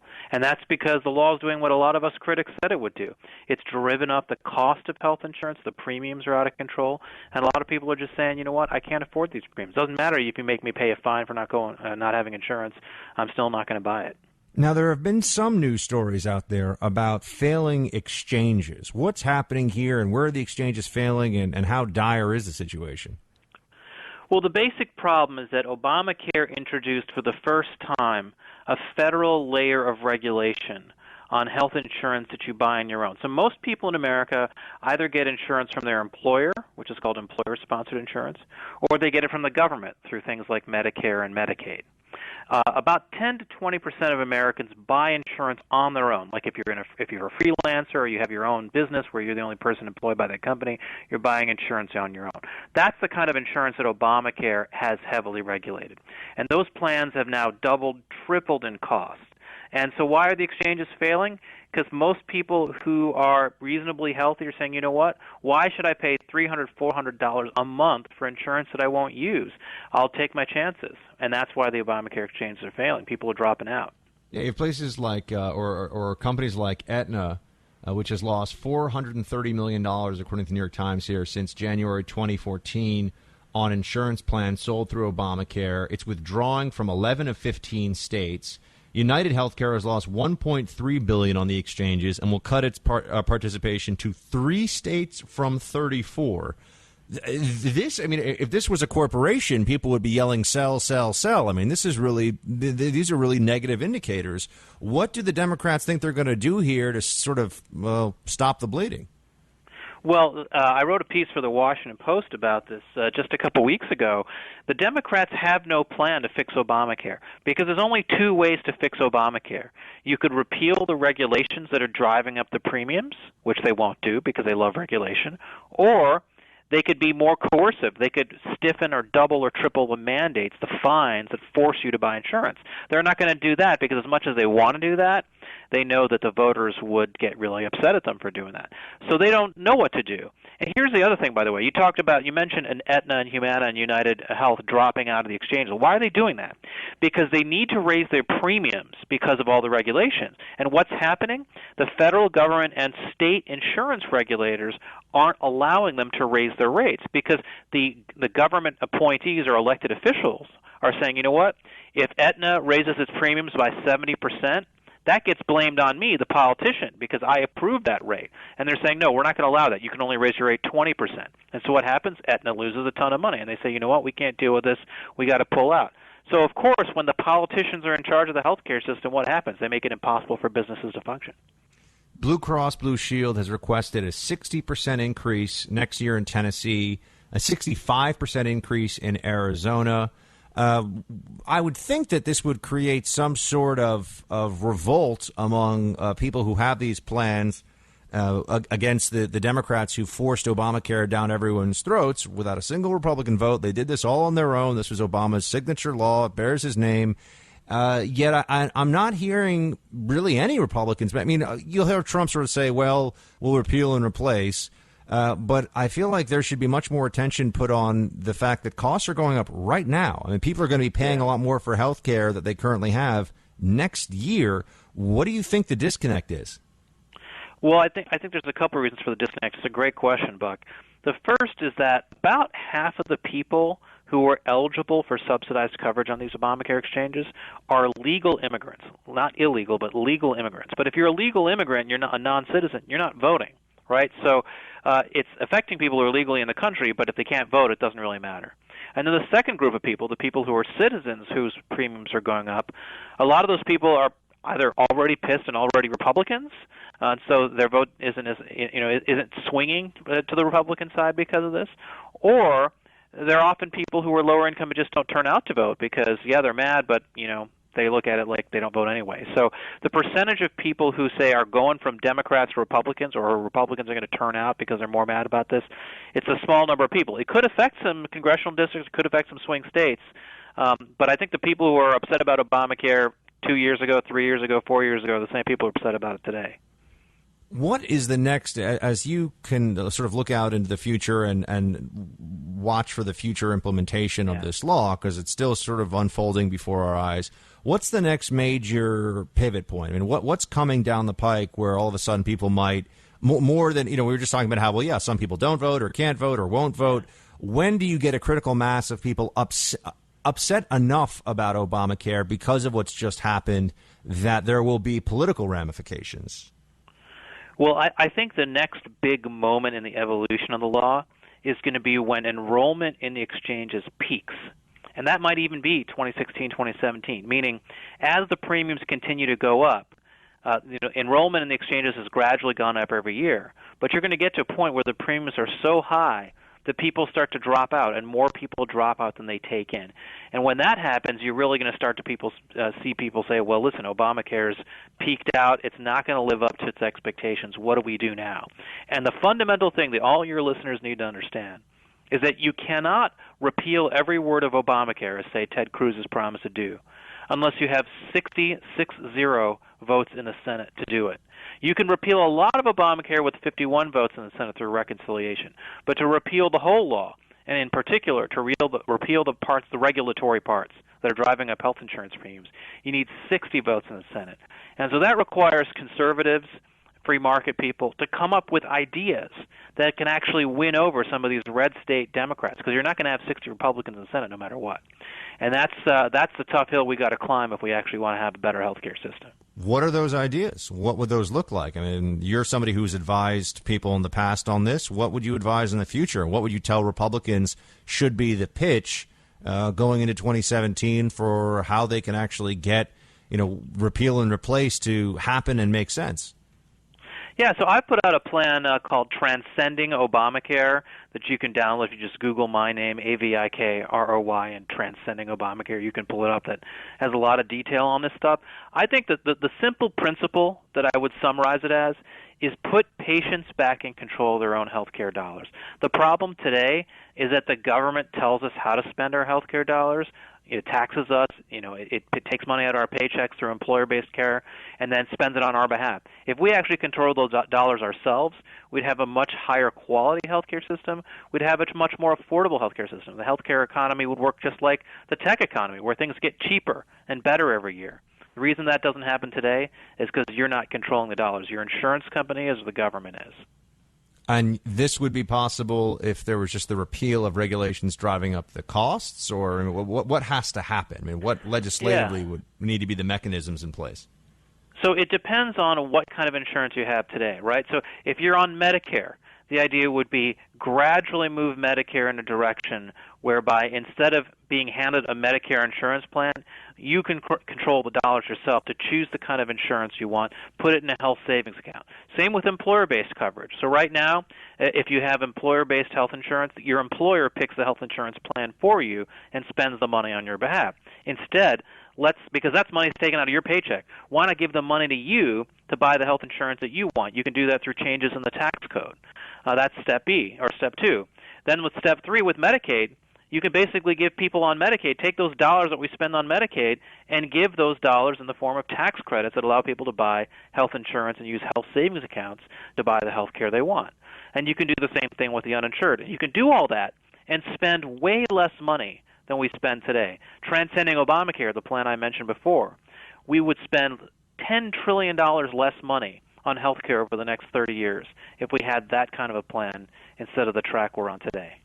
How would this work on the other side of the coin? I mean, you're talking about people being able to direct their dollars, but in terms of improved care, in terms of the incentives for the actual providers, never mind the health insurers, what are the impediments? You said, and I love this idea, and I think it's preposterous, right? You go in, you get an MRI of your ankle, you're expecting, this is like something that was created around the same time as Sputnik, and yet it still costs, $800 or whatever. If you were to pay out of pocket for it, they charge your insurance company, so most people don't pay attention. Doesn't get cheaper year in, year out. What would have to happen to make providers able to give less expensive care? I mean, it looks like the cost side of it is out of control, not just where we direct our dollars. Phil Gramm, the former Texas senator, he was fond of saying, if we paid for dog food the way we paid for health care, then my dog would be eating filet mignon every day, and it would cost $200 a day to feed him. I mean, that's basically the way our health care system works. It's like an open bar at your in-law's wedding. If you're at an open bar, right, you're like, oh, yeah, give me the fancy bourbon or the fancy scotch because I'm not paying for it. Somebody else is paying for it. Whereas if you're at a cash bar, you're like, you know what, maybe I'll have the Bud Light today because it's $3 or whatever. And the same thing is true with health care. We go to the doctor, we just expect that it's all paid for by somebody else. And guess what? If 300 million people believe that somebody else is paying for their health care, you get a $3 trillion health care system that's unaffordable for everyone. And you have no incentive as a hospital or a doctor or insurance company to care about what the patient thinks because the patient isn't controlling the dollars. If you want to have a patient-controlled health care system, there's a very simple way to do it. Put the patient in charge of the dollars. The reason we have a government-centered healthcare system today or an insurance company-centered healthcare system today is because those are the people through whom the dollars flow and who control the dollars. And you think Hillary will just continue to push for the law as is? She will sort of carry the Obamacare torch into a third term? Yeah, not only has she said that that's what she's going to do, but I've talked to a number of my counterparts on the Democratic side who probably will be working for a Hillary Clinton administration if she wins, and they all basically say that their understanding from the candidate herself is that she wants to de-emphasize health care. She sees it as a politically toxic issue. She doesn't want to touch it with a 10-foot pole. She's content to tweak around the margins and let Obamacare just kind of go on as is. Oh, interesting. Maybe she feels like she already got burned in the 90s on this and doesn't want a round two of being. I think so. Being in charge of a failed healthcare system. All right. Yeah. Avik Roy, Forbes opinion editor and expert on all things healthcare. Great to have you, my friend. Thank you for calling us today. Hey, same to you, Buck. Take care. All right, team. We're going to close out the show so strong like you wouldn't believe. I mean, like really strong, huge strong. We'll be right back. The Buck Sexton Show. Discover more at theblaze.com/radio. The Blaze Radio Network.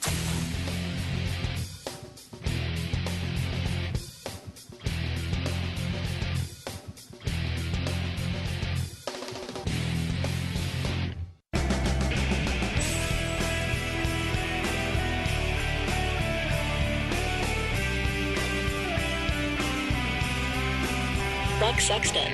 The Blaze Radio Network. Team, I didn't see this breaking news before. It escaped me because I was watching the Trump speech. But there was, in France, we're speaking about burkinis and the French ban on burkinis. in France earlier today, an abandoned car filled with gas cylinders was found near Notre Dame Cathedral. That was actually, it was on Sunday. I'm sorry. It was found on Sunday, but being reported on today. And they believe it might have been a terror attack test run. The owner of the car is on a French intelligence watch list of people suspected of religious radicalization. He is in custody, and they believe that he was trying to carry out a test run of an attack there. There were 7 gas cylinders, according to Fox News, inside the car. One empty cylinder in the front passenger seat. 6 others in the car's trunk. No detonating device present, and documents with Arabic writing were found inside the car. So here we have the possibility of what would have been essentially a large VBIED, although it wasn't primed and ready to go. They were perhaps preparing for a very similar strike against one of the most well-known tourist attractions in all of Europe. After the Eiffel Tower, probably the most well-known site in all of Paris. And it just reminds us all of the threat from jihadism and Islamic radicalism, assuming this reporting is correct and that it was a test run of a terrorist attack. Here we have a situation where we're lucky that they were found beforehand, but this is the era in which we find ourselves. There will be more of these kinds of attacks. They'll be in France, they'll be in Germany, they'll be here in the homeland, and people in charge of protecting us are increasingly going to have to decide what they're willing to do in order to prevent these sorts of things from happening. So this is not going away anytime soon. So it seems like it seems like a plot thwarted in the early stages against Notre Dame Cathedral, and I'll keep an eye on this one in case anything else breaks. Team